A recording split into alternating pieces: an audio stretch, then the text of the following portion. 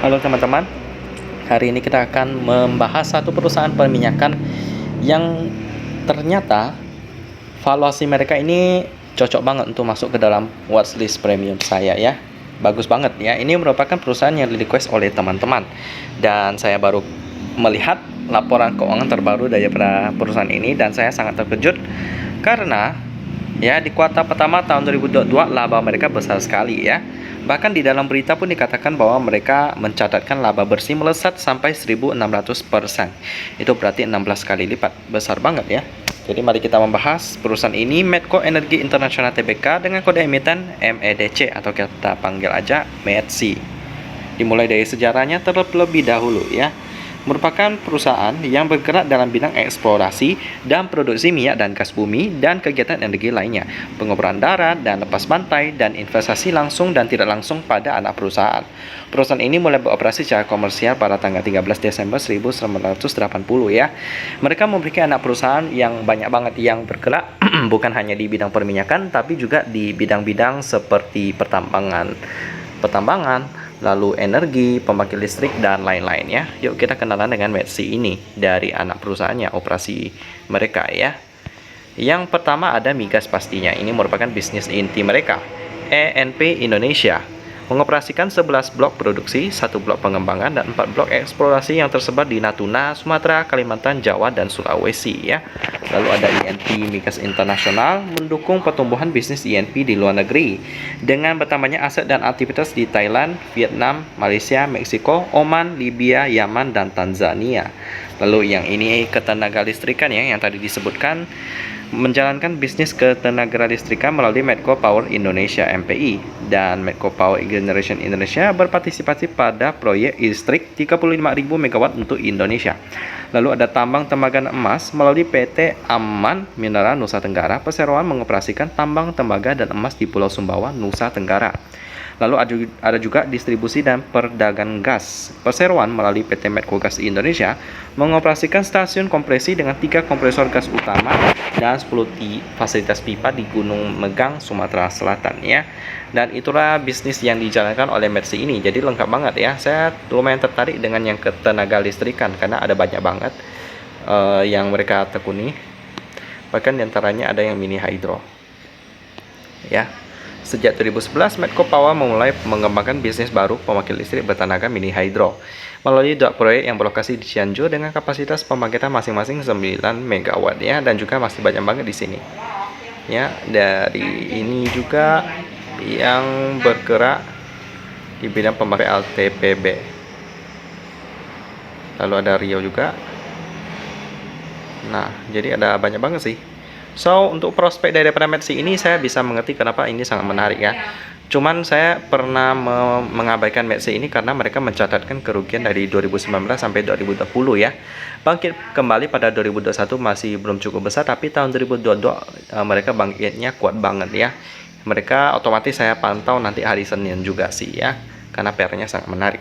So, untuk prospek daripada MEDC ini tentu saja sangat menarik. Diversifikasinya kuat dari minyak dan gas sampai ke energi dan pertambangan ya. Tadi juga ada pertambangan yang mereka tekuni, yang ada pertambangan tembaga dan emas. Jadi prospeknya bagus. Selanjutnya kita lihat pemegang saham daripada MEDC ini, di mana porsi masyarakatnya sebesar 26,4%. Ini sih aman sih. Lalu selanjutnya ada PT Medco Daya Abadi Lestari ya. Nggak ada berita-berita yang cukup memberatkan si perusahaan dari sisi hukum. Cuman paling kita baca ini sejenak ya, yang soal dicecar bursa soal grup Salim. Ini jawaban manajemen Medco ya. Dicecar itu berarti ditanyakan terus-menerus. Kalau saya lihat di artinya di kamus besar bahasa Indonesia, arti kata mencecar itu terus-menerus memukuli atau menanyai, menembaki ya. Jadi ya dipakai ini benar terus apa alasannya dan lain-lain ya. Nah, manajemen emiten migas milik keluarga Panigoro, MEDC, memberikan penjelasan kepada BEI mengenai kabar terkait dengan grup Salim yang disebut-sebut akan menguasai lebih dari 60% saham MEDC ya. Di mana grup Salim sudah menguasai 21,46% di sini sih kalau kita lihat. Diamond Bridge Pte Ltd ini merupakan grup daripada Salim. Ya. Menurut keterbukaan informasi di BEI, pihak Medco Energy menjelaskan tidak terdapat rencana perubahan jumlah kepemilikan saham oleh pengendali atau pemegang saham utama. Artinya tak ada rencana Medco untuk melepas lagi saham kepada grup Salim ya. Jadi ya katanya sih nggak ada sih. Cuman ya bangsi-bangsi aja siap-siap, siapa tahu kan kejadian kan. Menambahkan tidak pernah ada perjanjian ya katanya ya antara pengendali dan pemegang saham utama dengan grup Salim melalui Diamond Bridge mengenai pembelian opsi kepada Diamond Bridge untuk mengkonversikan utang menjadi saham ya. Gitu sih. Karena kalau ya bisa maka mereka bisa menguasai lebih lagi porsi saham mereka ya. Jadi ya katanya sih enggak sih. Baiklah, jadi karena kita tunggu kepastiannya sih, tapi ya mau siapapun yang pegang Metsi ini memang kinerjanya oke banget ya. Kita lihat aja masuk ke key statistik untuk membahas tentang Metsi ini, dimana mereka sudah update sampai kuartal pertama tahun 2022 ya. Kita lihat dulu yang pertama, valuasinya cukup besar, 16 triliun rupiah ya. IPO-nya juga 94, jadi udah lama banget. Dengan operating profitnya 2,87 triliun rupiah.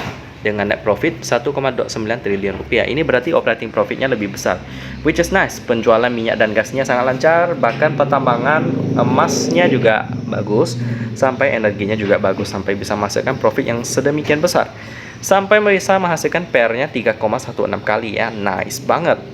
Yap, nice. Ini masuk watchlist premium dengan operating profit margin 40,89%. Ini bagus. Net profit margin 18,40%. Ini juga bagus banget di atas 10%.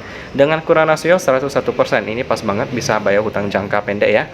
Cuman sayangnya kayaknya MSCI ini belum pernah bagi dividen kalau kita lihat di sini ya dari data RTI Business. Ya, lalu selanjutnya dengan turnover 114 miliar rupiah. Ini sih oke banget. So untuk Metsi ini ya bagi teman-teman yang request ini saya ucapkan terima kasih ya karena memberikan saya insight baru tentang saham yang lumayan menarik. Karena waktu bulan Juni kemarin saya riset saham itu Metsi ini nggak masuk ke dalam watchlist saya. Mungkin karena mereka belum update kuartal pertama tahun 2022 dari laporan keuangan mereka.